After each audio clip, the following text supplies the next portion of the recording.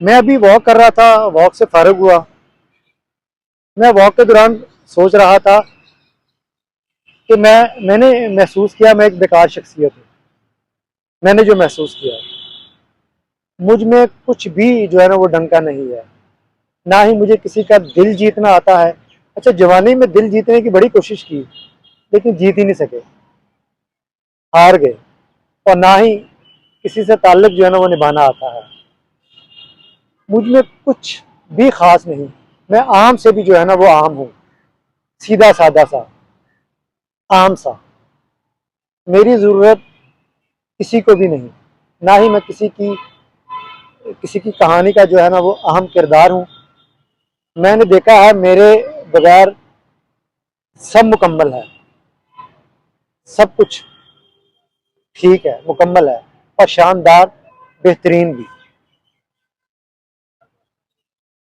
जो बातें मैंने की है ना वो अब ठीक हैं या नहीं, ये मुझे आप बताएंगे।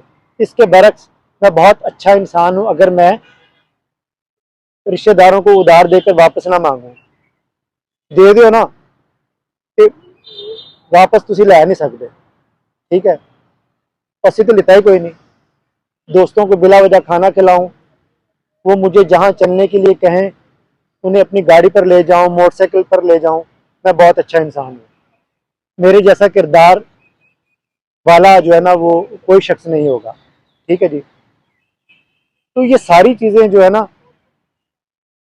खिलाओ पिलाओ, उधार दे दो, नाल चले जाओ, वक्त अपना ज़ाया करो, तो तुसी बहुत चंगे हो।